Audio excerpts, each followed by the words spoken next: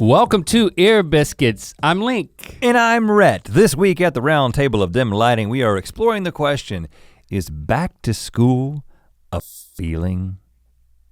Interesting, because it's that time of year. Actually, today is that time of day for our families. This morning, kids' first day of school this today. morning, all of our kids went back to school. And boy, it brought up a lot of experiences I've had, because every year for a lot of my life, I go back to school. Mm-hmm. Me too. And was there a? I didn't drop out. Was there Kids, a specific, don't drop out. Don't drop out. Was there a specific feeling associated with that? If there was, what was it? Or what also now still is it? Yes. Does it still happen even though we are no longer going to school? And I don't just mean vicariously through our kids. I think we can take a journey through the kids, but also through our own experiences. We'll be talking about we're gonna get into just a little bit, not too much, science as to why you may still feel that back to school feeling even after you no longer go to school. And we're going to be recollecting. Can you use that term in that way? Recollecting? Yeah. Reminiscing about some of our specific recalling back to school experiences that we had, which of course many of those were shared because we went to school and back to school basically every year that we went to school, with the exception of like one. But let's talk about the children, because I think before we do, we have to issue an apology. Oh yeah, about that. A fact check. We have to do, what do you call it, an error correction? We got to do a correction moment here on Ear Biscuits. You know what? We never said that everything that I say is perfect. I think Rhett tends to imply by his tone of voice. Yeah, but you didn't say that. I said it. That I was the one that was wrong. You were saying that you only speak truth. No, if you recall, I don't want to have to cut to a clip. Dyson is from Australia. That's why. Dyson is Australian for vacuuming, isn't that the Are you slogan? sure that Dyson is from Australia? Pretty sure, look that up. Can you verify that? No. But if you recall, I specifically said, I think Dyson is from Australia. But then I was like, at least I think it's from Australia. And then we said, Jacob, check that. Because we had the wherewithal in the moment to know that, and I had the wherewithal. And you know what? I respect you for that. You did do that. To fact check and say, you know what? I don't want to say, I really thought they were from Australia. And then he did the fact check. And he's actually not in here to defend himself. I'm gesturing to where he normally would be. He's not in here right now. He came back with. You know why he's not in here? Because he was wrong. He's been shamed. He used his keyboard, he used his laptop, and Jacob doesn't like to speak audibly. While in here. I mean, he's not mute. He does. Yeah. He does speak when he works. But only when spoken to. No. Well, we spoke to. He likes to just type so as not to interrupt the flow of our conversation. And I appreciate that. And he said something to the effect of James Dyson is from Australia. But the fact is he's not. And that's why he's not here. Jacob no longer works here. So that's what happens around here. When you make a mistake like that, when you make us look bad, you get fired. You gone. Actually, he's just on a phone call. He still works here. He's doing something more important than just sitting here and I will put this in quotes, fact check us. Because it's actually a British company. We are sorry to everyone in England. We know that you are actually responsible for Dyson. Well, at least your country is, you're not. And maybe you are listening if you are actually a Dyson, and we apologize, but there are colonized Australia, so. Yeah. And we learned while we were in Australia that you like when I did that, there is still a connection. Technically, they're still under the authority. Right. Of the United Kingdom. They're not independent. There's something else. Jacob, he's not in here. Why is he not? Okay, yeah. If Jacob were here right now, he would be typing out. They are independent, but it's not quite. I'm sorry, guys. Perfect independence. He very quickly, we put him on the spot. He was acting like he was listening, but he was doing something more important. And then we put him on the spot and he did some Google, but he did it in a faulty way, apparently, because something came up that talked about all of these production facilities and things in Australia, but the headquarters is in the UK. Yeah. I think there's a better way to apologize. So we are sorry. We took a while to do that. Usually you just say, on last week's podcast, we incorrectly stated that Dyson was from Australia. We are sorry. We now know that it is from England. and then you just move on. We could have just done that. Punitive measures were taken, but we're not gonna go into details, and we're not gonna ridicule someone who's not here. We wouldn't do that. Let's talk about the fact that we just sent our children off to school, and again, last year was their first time ever going to public school. They were all homeschooled. So last year was huge. I mean, we were worried about so many things. Like Big transition. Lily was going into being a freshman in high school, and how many students are at that high school? 3,000. Almost 3,000, yeah. 3,000 students at one high school, which is three times the number that we had at HCHS Harnett Central High School. Can you imagine just being? I mean, she wasn't physically just schooled at home up until through 8th grade. There was like they went to other schools. There were classes taken and charter school type situations. There was social interaction. Yeah. We didn't keep them in a cage. But it was not a public school setting, and there was nowhere near 3,000 kids there. No, so a big transition for them. And of course, I mean, it was first time Lando being 7 years old at the time. I mean, all the kids. Your kids too. It was like there was a lot of wigging out happening. Like Locke was, it was a big deal for him and Lincoln and yeah, it was just they were trying to find their way in the world, and they all adjusted incredibly well. They had a really good first year. They found friends. It wasn't super easy. Found hobbies, but they got plugged in, and they were it wasn't about the unknown this year. Now it was a little bit for my oldest Locke because he was beginning his freshman year at high school. But he knows a lot of the people who are from the school because it's mostly the one school going to the next school. So it's not like for us, which we'll talk about in a little bit, where it was all a bunch of schools coming together. So last year, a whole bunch of worries. This year, the only worry that I could discern was, what are we gonna wear on the first day of school? Yeah. Last night, I got home from work and the whole place was abuzz. Like everyone was running around getting all their stuff straight, and Christy was packing the lunches, and she was clandestinely writing a note to each of them. She's a noter, huh? She wrote a note, and then my mom was a noter. She was like, I walked through the kitchen and she was like, wouldn't you like to write a little note to Lando? Oh, pressure notes. Yeah, pressured me into writing a note. So I wrote him a little note. What'd you say? I said, this signature is probably worth something on eBay. And then I stuck it inside of his. Well, okay. eBay still happen? Playing off of the narcissism joke that you just made, I will say that as a fellow narcissist, I have found myself, I didn't write a note. I wrote a note yesterday to Shepard because it was his birthday. So we usually get them a book and we write in, we take a page in the book and write in the book, and that's like their card and their thing, and we talk about like, things that happened to them that year. Oh, but cool. Multiple times that I've been writing notes to my children, I get to the end and I begin to sign it Rhett. It's like, because I feel I end up signing my name quite a bit. So, but why do you do that? Because I'm super popular and people just demand to have my signature. That's where the narcissism comes in.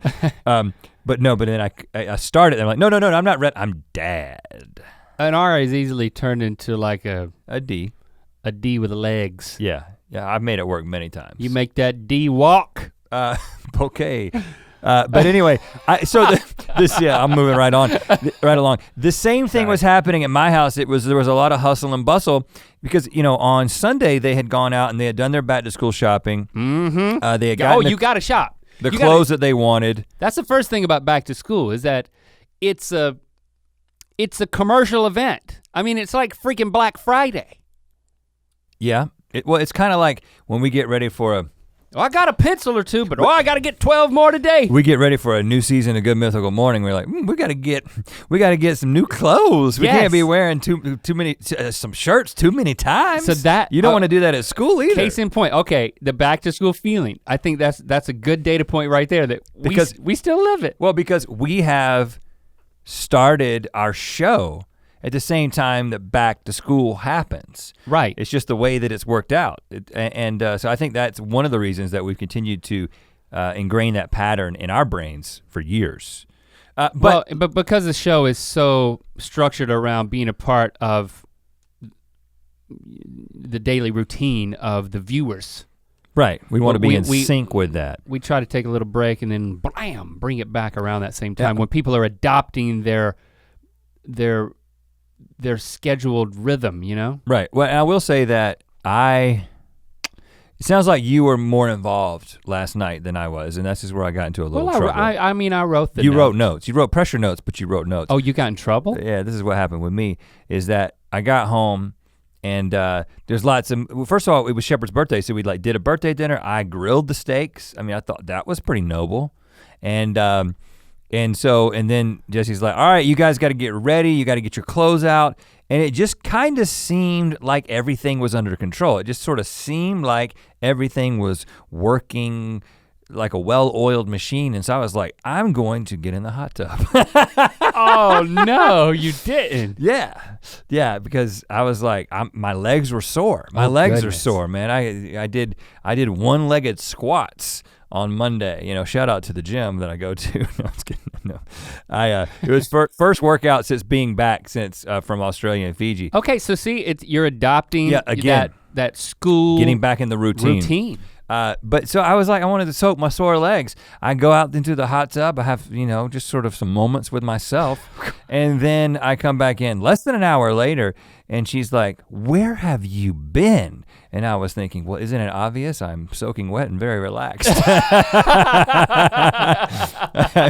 I've been in, but that was like, I said, I've been in the hot tub. But at that point you were like, what can I say? But I said, Shepard told me to turn it on because we've been playing, the whole day was about Shepard and his birthday and you do whatever Shepard wants. Shepard told me to turn the hot tub on. I thought he would come out. And get in alone. He didn't. She wasn't happy with me. I apologize, baby. I'm sorry I didn't participate as much. You're apologizing now? No, No, I apologized multiple times last night, but I was kind of met with an icy stare because she just continued to do things. Now, here I'm faced with a decision because I could decide to say at this point, I actually got in my hot tub last night, but then what would happen is I would be admitting you got in your hot tub. Here's the thing, I would be admitting that I own a hot tub. Yeah, right. And whenever you said, and you've already admitted to having a hot tub in like another podcast, I think. And I just kind of. You have a bigger hot tub. I got scared. You have a hot tub. I'm really self-conscious about people knowing that we have hot tubs. You have a hot tub that changes color while we all sit in it.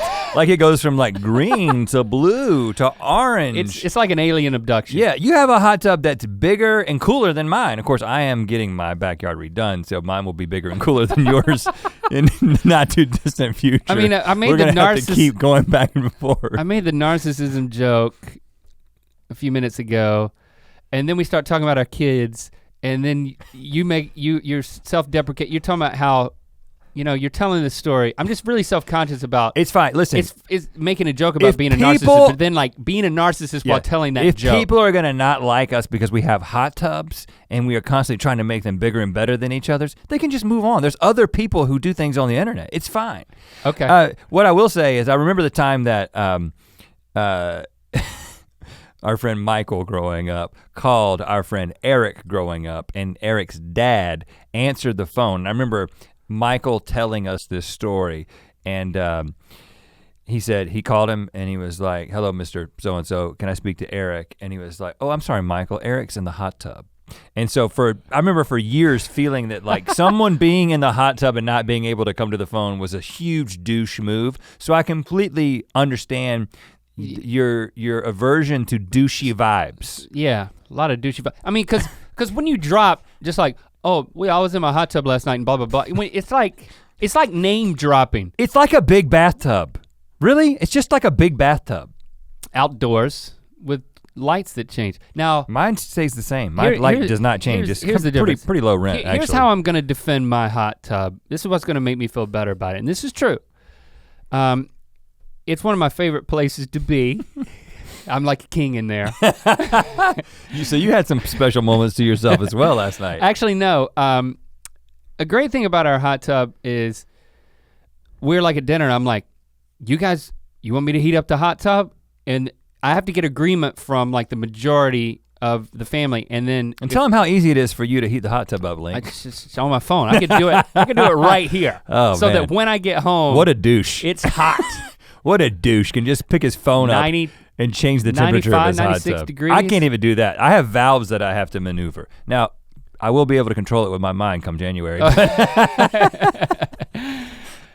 But so if the majority says yes, we'll get in the hot tub, then I'm like, okay, we're all getting in the hot tub, and it becomes like it's great family time. It's like gathering around the campfire. We do it all the time. Which of course I also have one of those. You do, yeah. You have a freaking fire. You have 2 fire pits. You have a fire pit next to your hot tub that's just a bowl of fire that you light just for effect. You have pyrotechnics in your backyard. I'm getting embarrassed, man. Don't embarrass me about my fire. Listen, hold on. Just let go, man. Enjoy it. Just to enjoy this is my show. It's the fruits of your labor, man. You've worked hard for over a decade. If I want fire in my backyard, you can have a freaking fire pit. This side and that side. Can a man have his fire? Yeah. I'm getting 4 fire pits. You're gonna have. I'm gonna have gargoyles that breathe fire all around the entire perimeter of my property. Use them as towel dryers. I've stood over that cauldron of fire next to my hot tub. Naked. Naked. Fact, yeah. I wasn't there, I just guessed. I would have a towel and I'd be drying off. And then I would just open the towel and receive the flames. Like a creepy watch salesman on like a street corner in New York City. Yeah, that's where they do that. And I would just I would corral the fire around my region. Yeah. Nothing like that. And just to dry it off that way, heat dry it. Can't wait to do that with the gargoyle. Okay, get the right angle on that. I'm gonna ride the gargoyle. Like I'm spitting fire. So last night, they all agreed and we all got in the hot tub and it's, because it's a great time, it's kind of like the dinner table. You're sitting there, no screens allowed, you're not in front of the television or whatever. So all you can do is hold your breath or talk to each other. Right, two options. So we, it's a great place for us to connect as a family and talk to each other, and not be narcissistic or a douche. Right, yeah. So we did that last night. We talked about everyone's expectations, what they were looking forward to. But again, it just came back to what they were gonna wear. Like Lincoln ordered these shoes off Amazon. Shoes are such a big deal. You gotta have the right shoes. Locke really got Lincoln into the shoes. He's very aware. Locke is kind of like an older brother in that way that okay, tell me what's what and what I should be into. He didn't tell me that, I'm just kind of reading between the lines. But anyway, there were shoes. And then he was like, Dad, I don't have socks that are just the right amount of no-show to go with my shoes for the first day of school. Emergency trip to the store. No, I was like, I got you covered, son. I got 2 different options in my sock drawer that I want to lend you for this. Did he go with low tops? Really came through. Low tops, yeah. Yeah, Locke went with the low top Vans. And he said, I'm gonna wear my shorts, which are, they're white. They're like cool shorts with like a white base, is what he said. So he thought about all this. Yep.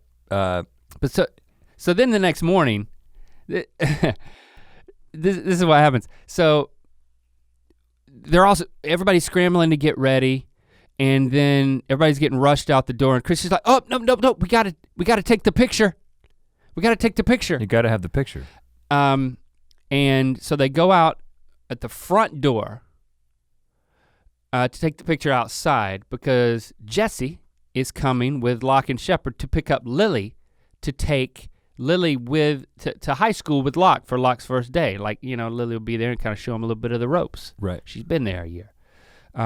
So I go out the front door, I mess up the picture because they were already trying to take it, and then because I wanted to watch. I watch them take the picture, and I notice about the same time that Jesse pulls up and rolls down the window, the same thing that Locke noticed, which is my son's hair is huge.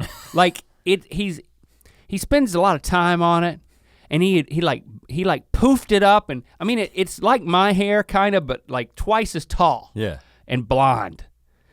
And Locke rolls down his window and he's like, Lincoln, your hair is insane. And then Chrissy starts taking the pictures. Lily gets in the car, they drive off, we wave goodbye.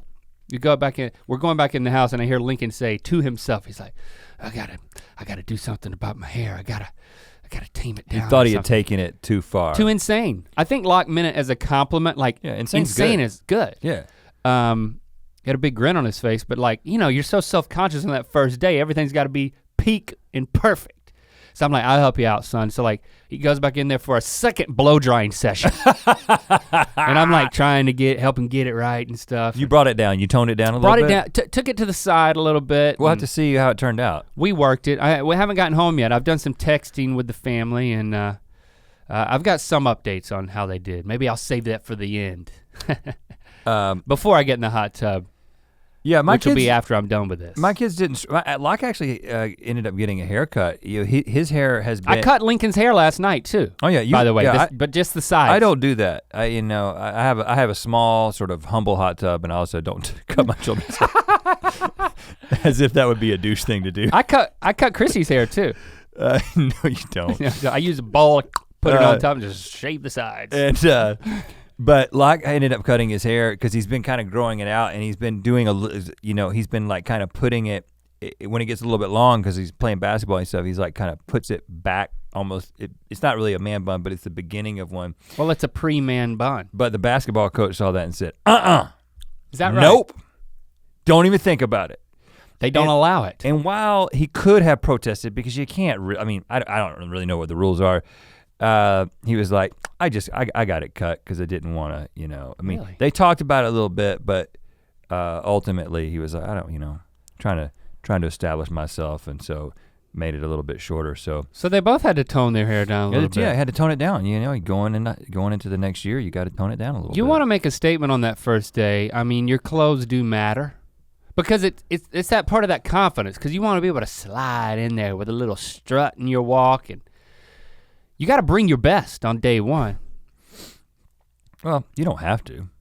Oh, you could set expectations low and be like, day two, it's like, who is that?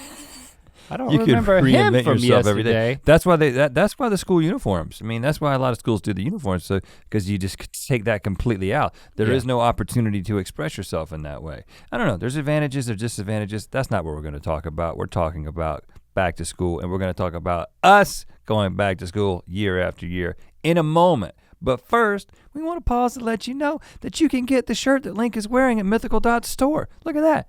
It says Ear Biscuits, which is the name of this podcast. Ever heard of that? Yeah, I've heard of it. Hosted by a couple of douches. With hot tubs. Yeah, those douche hot tub guys. How hot can your tub get? Legal limit 104, except the other day, I saw it creeped up to 105. Good gosh. Almost called 911, but didn't. I've never gone over 96 or 7, man. I can't take it. Well, my wife likes it hot. That's why she married me. But she likes the hot tub to be 104, which is the legal limit. And it is like getting into a witch's brew. Wow. It is incredibly. That'll cook you. Yeah. And so that's how hot it will get, but I keep it at 98 when it is just me and my alone I don't time. think you should let kids in there at that temperature, by the way. My kids are tough, man. I'm toughening them up. I'm talking about sperm. Sperm makers. I've made all the kids I want. You talking about? I guess you don't want your kids to talking about them. You don't want to sterilize your children. I don't think that. I don't think that is really a long-term risk. We're still in like the merch promo, by the way. Oh yeah. This is like a video exclusive. Look at that. Thank you for watching the video version. We just and sold the some audio t-shirts version. and made a PSA. So maybe we'll just we should make a hot tub shirt. I'm a douche. I own a hot tub. Yeah. Maybe let's not put the word douche on a t-shirt. Really? That's not tasteful. Okay. Well, I don't know. Maybe get all types DOOSH. Get all types of get all types of stuff to support entertainment and show your. Oh, including these bracelets that we're wearing. We've got all new Mythical bracelets in the new color scheme that we are rocking these days. I don't know it's not really quite pastels. I don't know what you would call it, but it's cool. Kids love it. A couple of douches wear them all the time. Mythical.store. Thank you. So we were just talking a second ago because we have so many things that we remember together about the way that we remember back to school. But the cool thing is that one of my earliest back to school experiences ever that I remember vividly is our first day of first grade, which is when we actually met. Yeah. That was like the ultimate back to school is like the basis of our friendship. Yeah, cause I mean, here was the thing. At Bowie's Creek, of course I was there for kindergarten, which wasn't great for me. It wasn't as good. I wasn't there. I'm sure that the first day of school was always laced with anxiety for me because, I mean, that's just, I know enough about myself even though I can't remember specifics. I do know that my mom would take the first day of school picture at the end of the hallway. There was the closet that had the towels in it. Nice white background. Yeah, she would put me against that and she'd take my photo with like my lunchbox. I remember you had a Q*bert lunchbox. I remember the Q*bert lunchbox. That must have been first grade. I'm pretty sure I had a He-Man Masters of the Universe lunchbox. I remember your lunchbox. It was blue and I was holding it in my first day of school shot. And I think I can see the anxiety in my eyes in all of those pictures. I remember, now for me, I was coming from California and yeah, because I lived in California for 3 years down the road in Thousand Oaks before moving to North Carolina in first grade. And I don't know, I wasn't an anxious kid. I never dealt with a lot of anxiety, and I actually remember, especially in subsequent years, always the only time I was excited about school was the first day of school. That was when like I was like, I'm gonna make my way, I'm gonna establish myself, and I saw this excitement, not anxiety, but just anticipation and excitement, and then it's like day 2, I'd be like, school sucks. And I was one of those school sucks kind of guys from then on. Mm-hmm. But I do remember, you love a newness, man. I remember anxiety over that because I was this new kid in this small town. It was very different from where I'd come from. I do remember thinking that my Q*bert lunchbox like said something about me though. I had these never small played town kids, they don't know about Q*bert. Yeah, I did not know about Q*bert. I'm gonna blow their minds with Q*bert. This little guy with a snout and he goes up the pyramid. Oh, they're gonna be blown away by this. No one mentioned it. Was that on Atari? Because I think that was just in arcades.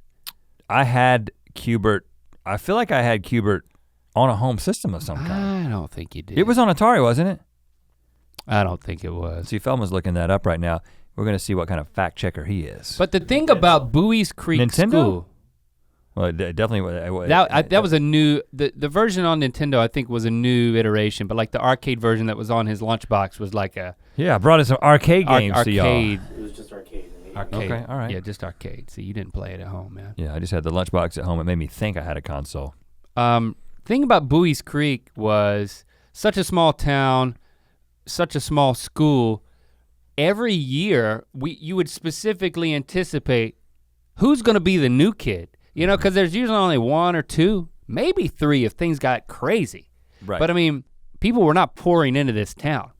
And when they moved in, and everybody knew it when you guys showed up. Oh, this girl's from Nebraska. What? That's crazy. There's somebody from another state. Like that was what it was like when people moved in. But the most significant year for me when you talk about new students was 6th grade, Miss Lanier's class. When both Leslie and Amber, who carry great significance in both of our lives. Here we are talking about them again. Leslie, our first girlfriend, Amber, our first kiss, different times. Yeah. They both came to the school in the same year, and boy, and first of all, from about first grade on, I thought about girls most of the time. Most of my brain was being devoted towards women. You can get it for $12. I can get a Q*bert. Is that a Q*bert lunchbox? No, this is the game for Atari. Okay, you can get for it. the Atari. Okay, I'm wrong. No, that's the Atari 2600. I had the Atari 2600. Oh, you did? I did. I had that before Nintendo. So you cared about girls with like 99.9% of your being, and with that it increased slowly, but 6th grade, 0.1% it was Q*bert. 6th grade, my body was beginning to change. Oh. I changed a little bit earlier, so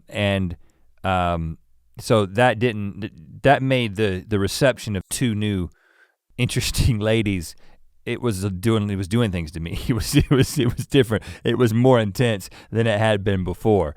I was beside myself. And that's the year that Miss Lanier decided to put us into, I was like, this is weird, but she decided to seat us in clusters of 4 facing each other. So like you got 4 kids and they're all facing each other and their desks are kind of touching at the top. Group work. And that was when I did I've told this story before, I'll tell the abbreviated version, but that was when I just decided one day, she had shorts on, I had shorts on. I was like, I'm going to connect my knee to her knee as a show of affection, which I do not recommend. It was 6th grade. I didn't ask for consent. It was also like 1986. It was a different time, whatever. I don't know what year it was.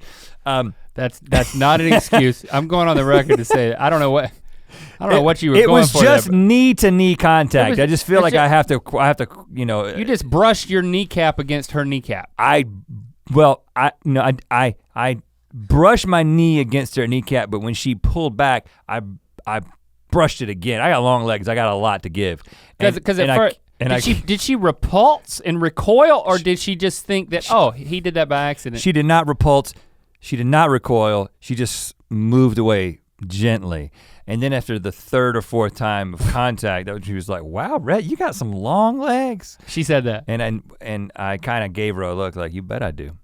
And then you like kept your knee grazed, that's no longer grazed. That's a rest. I at that point I pulled back, and then within a week we were dating.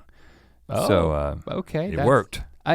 Again, I don't recommend it. I'm just telling a story. News of this trickled to the library where I was being very bookish one day, because I was in Miss Campbell's class. It was Miss Campbell's class, right? Or Miss Rand's? You were in Miss Campbell's class that 6th grade, yeah. Yeah, had to wait a whole year to date Leslie after that. Yeah, I was like, okay. So anyway, I know what I gotta do, it's just a matter of time. That's all I was thinking about. But what started with Leslie is now about hot tub size. You know, I mean, but Leslie and Amber were both new kids, and I think that's what, they were very close friends. I think that was the factor, but they assimilated. Yeah. But that's the type of thing you were looking for every year, was who's gonna be new? Where are they gonna come from? What's their kneecap gonna feel like when my kneecap touches it? Yeah. It could be anything, really. Freshness, new beginnings, the ability to start over, I think was so great. I remember thinking with every new school year, I can be somebody else. I can reinvent myself. But not really, because you were the same kid that had been going to school with the same kids. But you know who did it? One person was able, in the tight-knit community of Bowie's Creek, from one school year to the next, reinvented himself. Chip. Oh, yeah, he was Chip and then he was Peter. Yes. Into one school year, he was Chip. Beginning of the next school year, call me Peter. Yeah, and it took a while to stick. I called him Chip he was my neighbor, so I held on to Chip for 2 years. And this is the Peter Dinklage that if you came to our show, this is the Peter Dinklage that was Rhett's neighbor. Yeah, and not that Peter Dinklage that you're thinking about, Peter Dinklage. The one that was formerly known as Chip Dinklage. Which first of all, I understand that. He reinvented himself. Because I didn't understand until later in life, maybe like a couple years later, that Chip is a nickname. It's like Chip off Junior. the old, it's like Junior, Chip off off the old block. And so when a boy wants to become a man and establish himself, he wants to become Peter. The problem is his dad was also named Peter. So, I mean, it's sort of like, but at least he was his dad didn't first go name. To school with him. He didn't, right. Stayed at home and drunk Capri Sun. But the biggest— You remember what year that was? When Chip became Peter? Because you're saying he became a man, but this was it was like 4th or 5th grade. 4th, 5th grade. Yeah. But I mean, right before he became a man. Depends on what culture you're in and what your experience is. 8th grade. I want to talk about 8th grade. He was your neighbor, so. I have a spotty memory. He didn't live in the outback. 8th grade, first of all, we went to Buies Creek School. It was K through 8th, which is not very common anymore. In fact, we were the last, this is us, the last 8th grade class ever at Buies Creek Elementary School. After that, it turned into Harnett Central Middle School, where all the schools that didn't go to Harnett Central High School come together. Yeah, so then Buies Creek Elementary then and now still does only goes through 5th grade. 5th grade, yeah. Fifth so grade. we had spent all this time. In fact, I remember in 1st grade going to the talent show in the Buies Creek Auditorium and watching the 8th graders at the time perform Brass Monkey. That was the peak, man. And it was Brad Inman. Shout out to Brad Inman, wherever you are, up there playing the trumpet during Brass Monkey. And it was unreal. I remember sitting there watching this happen and thinking, you cannot get any cooler than this group of 8th graders up there right now doing this song. Brass trumpet. They did it, they changed it to That brass funky trumpet. trumpet. And then he did a trumpet solo. Brass trumpet. It blew my mind. Well, not literally.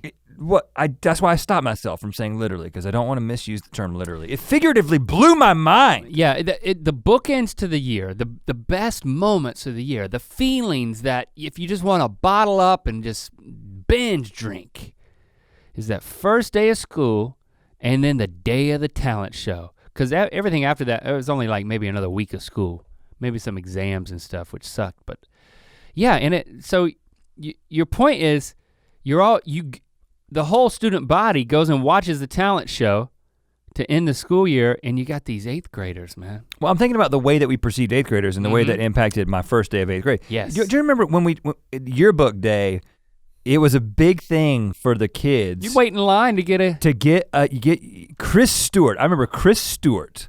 Yes. Who was in 8th grade when we were in.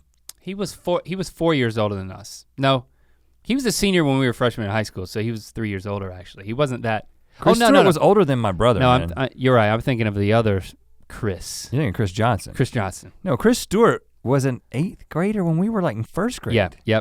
Yep. And so I remember going up to him and standing in line waiting for him to sign my yearbook, and he just like signed like a celebrity. Chris Stewart.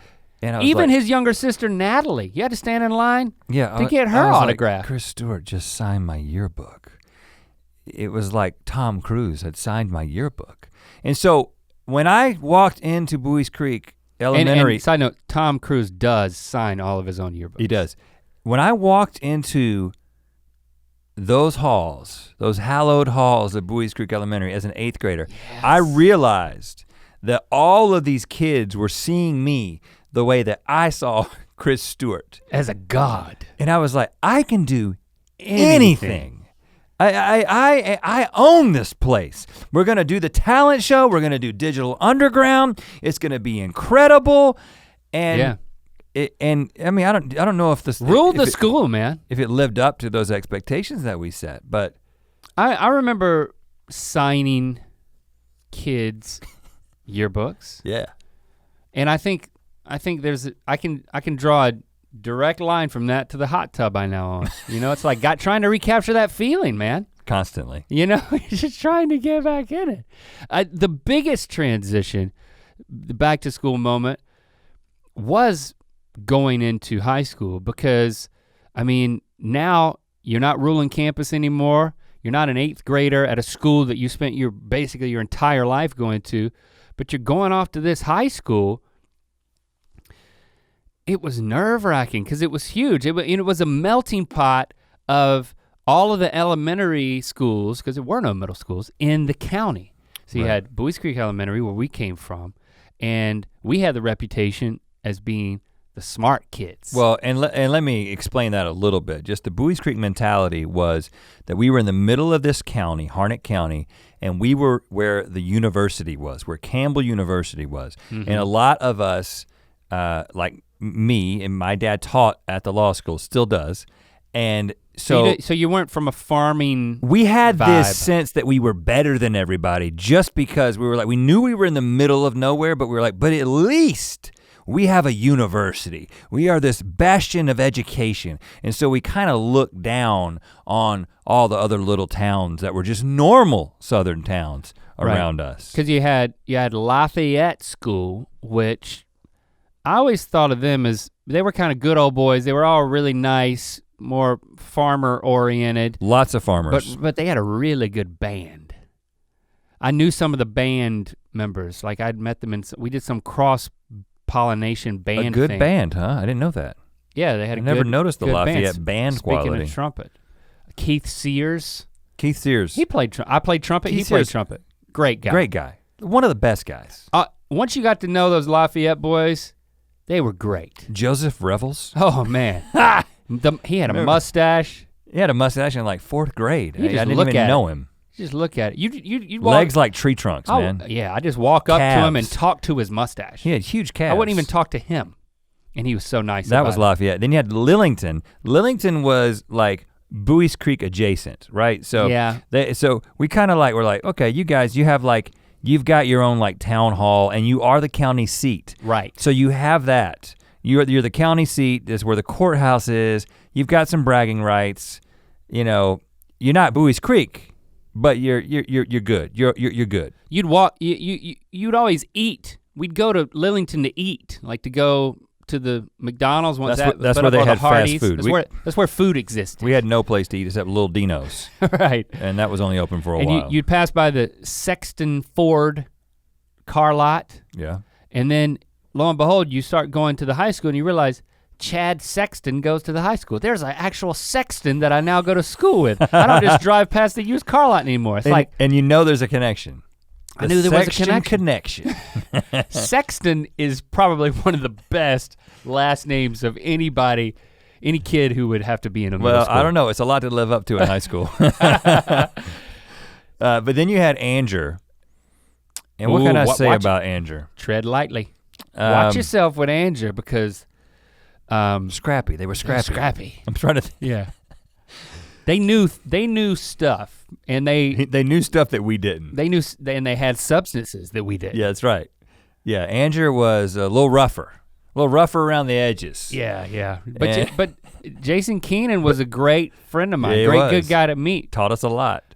But Anger was where Harnett Central High School was. So we had to basically go to Anger. I mean, it was like, Gotta give him some respect. West Anger, in order to go to school. So all of a sudden we're grouped together and there's all these ideas. For me. It feels like gang warfare. It's like going into you know how it is, your first day in prison and you're figuring out the different gangs. And I will say that for the majority of our entire high school career, we kind of stayed with that Bowie's Creek group.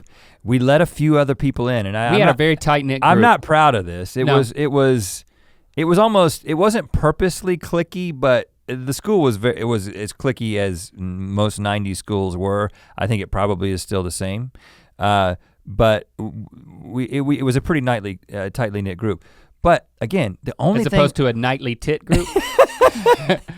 The nightly tit group is that only happened in Anger. No, that's just breastfeeding babies. Oh, It's the nightly tit group is a totally different all right, thing. redeem it. That's good. That's good. So what I remember thinking, again, I was in complete overdrive by this time, thinking about girls going into my freshman year, and I remember. We would get together, we would go to the river, we spent a lot of time in the Cape Fear River. Swimming. And we would have some of our deepest, most significant conversations while just swimming in the river. They weren't all about women. A lot of them were. Oh, okay. But no, I'm saying, and the ones that I'm thinking about when I'm thinking about like anticipating what high school was gonna be like. And of course, you know, the way I talk and think about things, I have a way of sensationalizing things and trying to make things seem like they're gonna be incredible. And I was future things. I was like, we're gonna go, the thing you don't understand is like, sure, you know, we've been here with this group, but now there's gonna be Anger girls. Let me tell you about Anger girls. There's gonna be Lafayette girls. There's gonna be Lillington girls. The girls that we have not been able to see because we can't go to those public pools. You know what I'm saying? Right. We go to Keith Hill's pool. We can't go to these other pools. Right. And so I was really building it up in my mind. That was the only thing that I was thinking about. And I was thinking, what's the structure of this? I mean, This is a big place. How do I know how to get around? I'm gonna print out my schedule and put it in multiple places because I don't know if I don't want to get lost. Print it out? How would you have done that? Well, they mailed it to you. It was a mentality, okay? I understand. I'm not trying to poke holes into I don't think I had a printer. I'm trying not to poke holes into your dot matrix life. I know that I still have my class schedule from every year because I was very anxious about going to the wrong class at the wrong time. You still have them? I have like an envelope that has stuff from every year of my school. That is wild. And it has including your class schedule. Because I would keep it, even though I would eventually master it. But there was like a commons area, and there were places where you could buy drinks. Yeah, vending machines outside. Yeah, and you could go in the cafeteria and there were multiple lines. It's like, this was crazy. You want to just get pizza? You just want a chicken sandwich, or do you want the daily offering? There was a pit outside. It was like, picture an amphitheater that only has 3 steps. Mm-hmm. That's what I call a pit, because they called it a pit where you could smoke. Yeah, we had a smoking pit. Designated smoking area right beside everyone who walked into the school, right past it. Yeah. And of course, any direction you looked literally was a tobacco field. Yeah, so we were just supporting the local industry. I mean, I did not partake, I did not smoke. I didn't either, but in high school, but there were quite a few that did. It was a very new world, and it was, is that you looked at it with so much promise and a chance to connect with, in a love life kind of way. Well, I specifically remember not the first day of school, but before the first day of school, there was some sort of sports banquet or raffle or something that my brother was going to, because my brother was already on the basketball team. And of course I knew I was gonna play basketball and baseball and I was gonna do all the sports, whatever. And so I went with him to this banquet. Of course he could drive, he was already gonna be a senior. And I was like, this is my first like exposure to the group of people that I will be going to this school with, at least the athletes, even more pressure here. Mm-hmm. And I remember what I wore. I had on this a t-shirt tucked in to khaki shorts, and the khaki shorts were very long and big, I'm sure it went down to, but still preppy. It was a preppy look. Pleated? Pleated khaki shorts that went to just above the knee, maybe just below the knee. It was right around the knee. And then I had a braided belt that was, purposely about 14 inches too long, such that it could be rolled around one time and then put down the left leg and struck me about mid-thigh. Put down the leg? I know what you're talking about. You would like tie a little knot in it. And then it comes down at a 90. South. It comes down at a 90-degree angle, perpendicular to your waistline. Those are great. A great thing about a braided belt, it's unlimitedly adjustable. Yeah, because you can stick the through it. Any part. Yep, any place. I can't believe they're not back in. Maybe they will be. I do remember that. You wanted it to be long so you could take it from east and flip it over and turn it south. Yes, and we also, I had the docksiders, we called them, those leather shoes that you wore without socks. And I remember, I'm so tan right now. We had no regard for sunscreen or anything. So at the end of the summer in the North Carolina summers, you were so tanned. And you wanted to show that off all the way up to the ankle? I remember just thinking about how tanned my legs were. You do? Yes, I was, and listen, you know how skinny I was. I was so skinny. I was so scrawny. I was 6'4" at the time, and I guarantee you, I did not weigh more than 145 pounds. I mean, it was. There's truth in the photos. But I had all this, I had completely, no reason to have it, but all kinds of confidence. All unfounded confidence. And I was the exact opposite. I had every reason to be. I was not confident. So did you get feedback on the docksiders, the tan or the belt or anything? I don't recall. I don't recall specifically. I just remember feeling good about myself. I mean, it didn't change. If I work it out, because the girls that you were obsessed with, I do remember swimming in our secret spot in the Cape Fear River and just talking for hours going into our junior year. So fast forwarding 2 years later. And you were still obsessing about like the next class, the upcoming class of freshmen. Yeah, it sounds dirty to talk about it now. But it wasn't, it was just to date, be in a relationship with a woman. I know, but it's with like, a girl. But you thinking were about, I don't know. But you'd say, hey, there's this girl, Melissa. There's this girl, Stephanie. It's like, man, one of them can be your girlfriend, one of them can be my girlfriend. It's like it was that easy. It's not like you can just touch a girl on the knee with your knee and then a week later you're gonna be dating her. Well, that did work successfully one time. You would talk, we would talk, because you would really get me fired up about it. We were swimming. I remember it like it was yesterday. Your confidence was so contagious. I became convinced that this girl, Melissa, was going to be my girlfriend. I'd never heard of her. I'd certainly never seen her. Yeah, man. And I never had met her. Yeah, it was like double dates, man. I was like, we can drive now. Double dates, man. And it didn't. Of course, I'm on the soccer team. You're in the soccer team before. You practice before school starts. And so there's freshmen that are trying out for the soccer team, one of which turned out to be Melissa's boyfriend. So that kind of informed how I moved forward, which was to not move forward at all. I mean, I remember he was a freshman. Yeah. Which made me upset, but yeah, my philosophy was, I respected the boundaries. I wasn't gonna. You gotta push through that. My philosophy was you gotta push through that. This is high school, these relationships are. And how did that go for you? These relationships are not going to last, okay? They're not gonna last. Don't get too bent out of shape about this. Stephanie was dating somebody too, man. She never dated you. Yeah, listen, I told you my confidence was unfounded. I have seen the pictures of myself from that time. But the great thing is that I had this incredible self-image. I had no reason to. It's so weird. We're 40 years old. I mean, it was, let's see, I think it was last Christmas when I was at home and I was in the Zaxby's and Stephanie walked in. Oh. I saw Stephanie. You did? At the Zaxby's. How is she? With her mom and all of her kids. Her husband wasn't there. Mm. But I went up and, I was getting a refill on the drink. You can do that exactly. I was there before she was. She sat down, didn't see me. And I saw her when I was coming back with my drink and I went over there. I was like, hey, she recognized me immediately. We chatted it up for a few minutes. I met her kids. You didn't come up once. Good. But it is funny. It's simpler that way. It's funny that I immediately went back to us swimming in the river and like obsessing about like, oh, she's gonna be my girlfriend and Melissa's gonna be your girlfriend. I tried, man. I tried a whole lot more than I was successful. I've told the story, and again, I don't like talking about it now because these are real people that still exist. Well, no, and now we're 40. I don't know how to say this in a way that will make sense.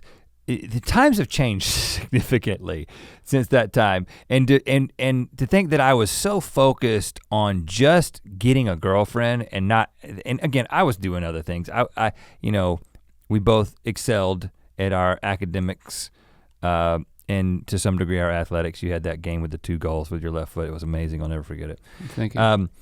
We did other things. We had really good friends. We did a lot of cool things that we wrote about in the book, and we spent a lot of time camping and all that. We did a lot of other cool stuff, but it was kind of I was always distracted by this thought that I needed to be in a relationship with somebody.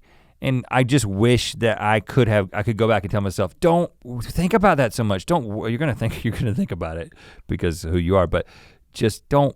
It's not all it's cracked up to be. Don't worry about this. Don't wish that you're in a relationship and forget about just enjoying this time. Because when I think about it, I think, oh, it was just this. It sort of clouded every single thing that I experienced at the time. Well, are you talking to me right now? Or are you talking to the Ear Biscuiteers, or are you talking to your kids? Because I do think my kids are in a good way. I think kids are I believe significantly healthier in this regard, and I do think part of it is we have constantly reminded them about because I know the way my kids think, and I can already see the patterns of the way their brains work. Yeah, my wife can see that we see ourselves in them, and we know kinds of the things that like, this is the kind of thing I wish I had told myself, and so who do I have to tell now? I've got my kid. Yeah, I think that's a really cool thing about parenting in general is when you can see the wheels turning in your kid's brain.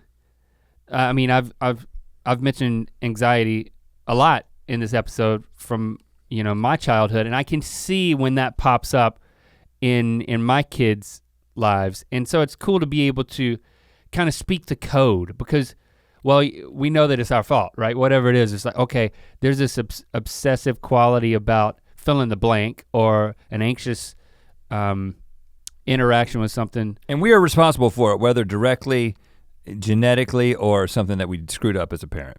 But it's cool to be able to kind of, we have talks, and it's kind of like you're speaking, there's shortcuts because, and you can see them light up like, whoa, you kind of reading my mail, so to speak. You know how my brain works. Yeah. So I think that's pretty cool. I mean, I think and it's also cool to relive vicariously their newness of school, and I think that it is the type of thing that I do find myself getting charged up this time of year. Like I know the traffic's gonna be worse again. I know my kids aren't sleeping in and I gotta help them get out of the house. And there are some negatives, but then there's this energy. It's the energy that precedes the next energy, which is fall energy. Like remembering how leaves would fall back east, but still the air gets a little crisper. So this is, and then you got like the holiday magic. So it's like you're moving from one thing to the next and that newness. And I said that we would talk a little bit about the science of why we still feel this and why you, even if you don't go to school anymore, you may feel this back to school feeling. And so there's this article on NBC News that talks about, there's a number of reasons for this.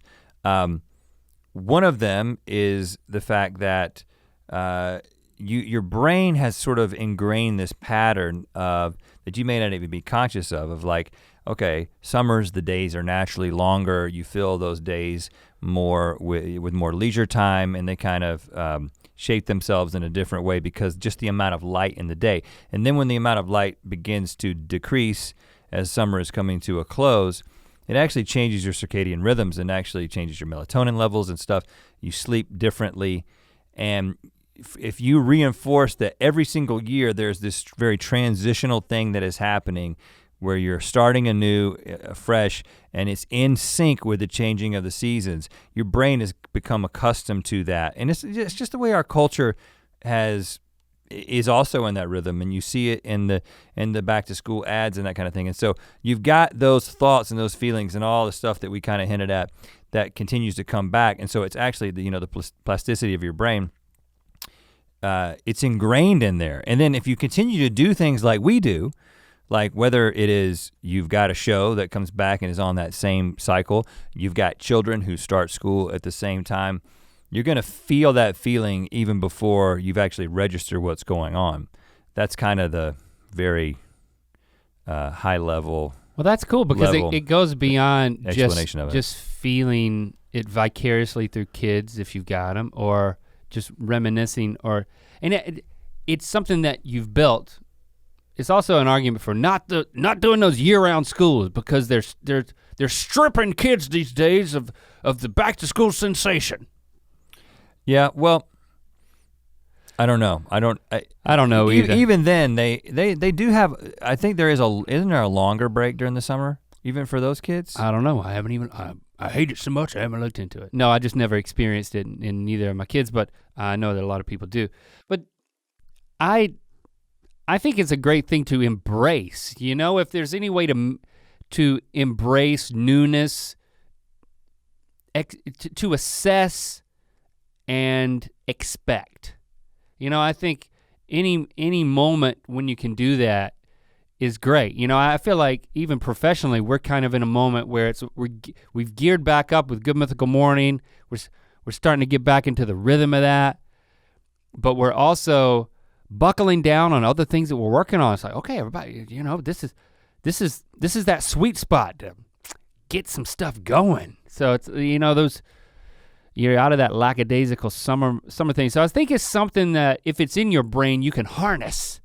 This is the time. This is the time to make that change. It's like it kind of feels like the New Year's resolution vibe, but it doesn't have all that weight of the anticipation of breaking the resolution. It's looser than that, and it's more about the energy, man. Well, and you think about, especially that time between, middle school, from middle school to the end of high school. You think about how much a person changes. I mean, you just look at pictures of kids. I mean, I look at my kids.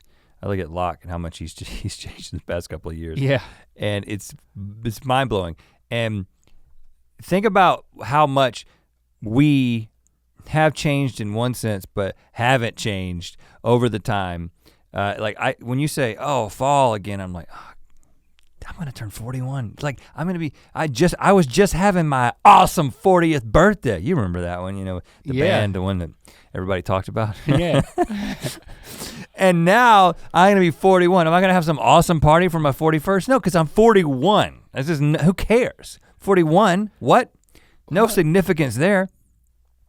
It happened so quickly. Whoa, man, whoa. What? Tap back into that. Let's try it right now, okay? Tap into what? Don't tap into your 41-ness. Yeah, but you started talking about like the years, and I just started, I'm gonna be 41, man. No. And there's that Merle Haggard song. I'm 41 years old and I ain't got no place to go when it's over. So I'll hide my age and make the stage and try to kick the footlights out again. Again, it was his best album. Hide my age, Link. That's what I'm gonna keep doing. How did this podcast? Just try to kick the footlights out again. How did it turn into this? Embrace the newness that is back to school. I think I need to go back to school. I think I need to go to community college. I think ultimately that is what I've just decided. Yeah. What about real estate school? I think I need to take a class You could drive a nice car. At Pasadena Community College. All the ads say that it's the best community college in the nation. What would the ads say? We're a pretty good community college when you consider the nation. We're not the best, but PCC, man. Can you see me at PCC? Just go to real estate school. It's short. Real escape school? Is that for escape rooms? Yes. It's how to get out of escape. I need to go to that school. I get so frustrated listen, in buy escape the rooms. Groupon with me. You and me, we're going to the real escape school. Hey, and like we can just a couple of days, we can get out of any escape room. We need to teach that class because there are so many people whose nights are ruined because they get stuck at some part of an escape room. Yes. First of all, I need to take the class. We need to invent the class. I just did. We go to all the escape rooms and we get all the secrets. We have to pay for that, but then we get our investment back when we charge people to come learn how to get out of these escape rooms. I think it's as simple as setting up a booth outside of escape rooms. With a map? With a map. Well, it's just a little guide. Hey, we could do it in an app. We don't have to be there, we just sell it as an app. You click on the app, but you want to get out of this escape room? They don't let you use your phones in escape rooms. It's gonna have to be printed. Okay. Dot matrix. Okay, it's PDFs. It's PDFs. Right, well, we can laminate them. We sell PDFs. I want people to download it. I want a paid download. No, does it take all the fun out of an escape room if you have a PDF? They can pirate that. You need a folded yet laminated brochure level. Here's the cool thing though. We get better at selling the secrets to the escape rooms. They change, they adapt, they become better. It's like co-evolution. I get it. Do you hear that? They started playing the music. I think it's okay. They've been fading us out slowly. Okay. As we've continued to talk about it. So let's just do that. I'll take this idea back to the drawing board. Share with a friend of yours this episode of Ear Biscuits if you want to. That's a big help to us. Let's continue this conversation using hashtag Ear Biscuits. Reminisce about your back to school feeling. Even if you're still having it now and you're not in school, even better. Let us know. Yeah, if you want to see me, I'll be on campus at Pasadena Community College teaching the real escape class. So what were you saying? So let's keep going, just me and you. Yeah. Good luck with that. To hear this Ear Biscuit in its entirety and make sure you don't miss an episode, follow the links in the description to subscribe on Apple Podcasts or anywhere else podcasts are available. To watch more Ear Biscuits, click on the playlist on the right. To watch more of our daily show, Good Mythical Morning, click the playlist on the left. And don't forget to click the circular icon to subscribe. Thanks for being your mythical best.